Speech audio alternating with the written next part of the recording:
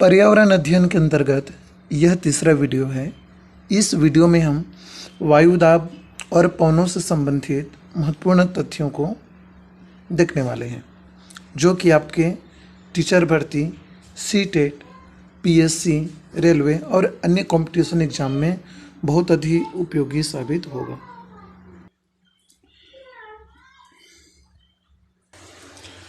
यदि हम वायुदाब के बारे में बात करें तो जब हम ऊंचाई की ओर जाते हैं उस स्थिति में वायुमंडलीय दाब कम होने लगता है।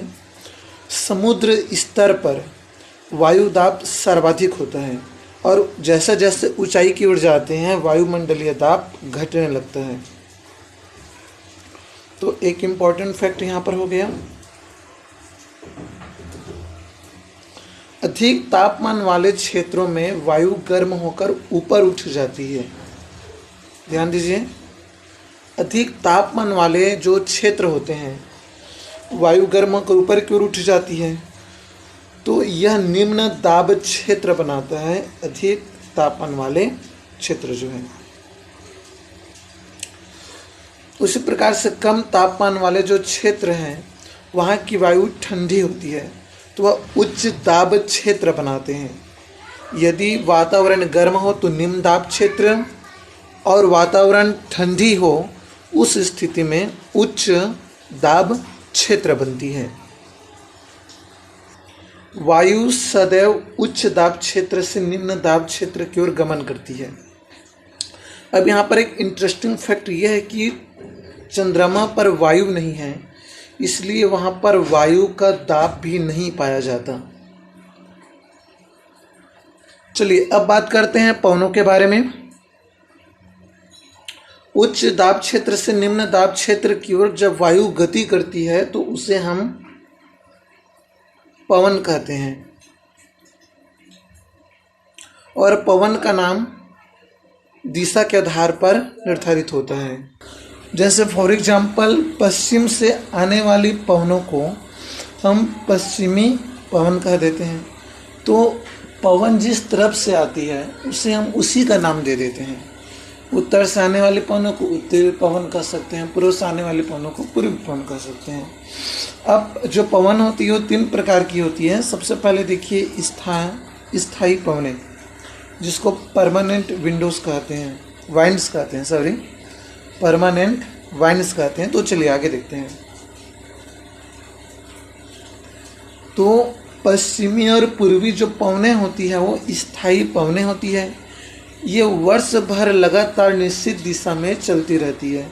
तो चूंकि इसकी दिशा निश्चित होती है, एक निश्चित दिशा में चलती है, इसलिए इसको हम लोग स्थानीय पवनें, परमानेंट वाइंड्स कहते हैं।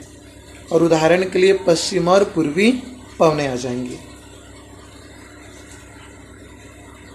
अगला देखते हैं मौसमी पवनें। तो मौसमी पवनें में क्या होती हैं? ये पवनें विभिन्न अपनी दिशा को चेंज करती रहती है। दूसरे भाषा में कहें तो दिशा को बदलती रहती है, इसलिए इसको हम लोग मौसमी पवनें कहते हैं। सीजनल वाइंड्स कहा जाता है। जैसे भारत में मानसूनी पवनें, इसकी दिशा लगातार बदलती रहती है, तो हम इसे क्या बोलते हैं?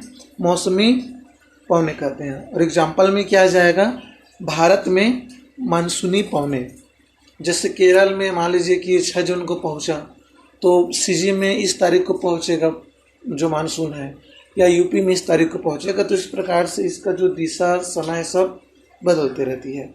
अंतिम देख लेते हैं इसमें स्थानीय पवनें, जिसको लोकल वाइंड्स कहते हैं।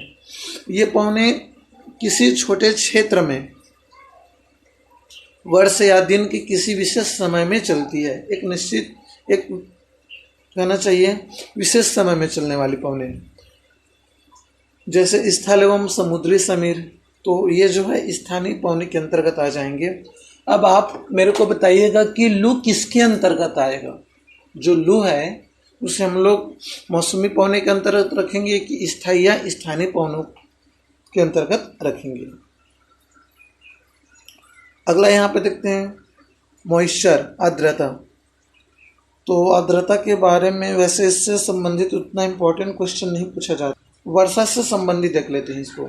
जब जल वाष्प ऊपर की ओर उठता है तो यह ठंडा होना शुरू हो जाती है। जो जल वाष्प होती है वो आर्द्रता, जल वाष्प संघनित होकर ठंडा होकर जल की बूंदों का निर्माण करती है, जिससे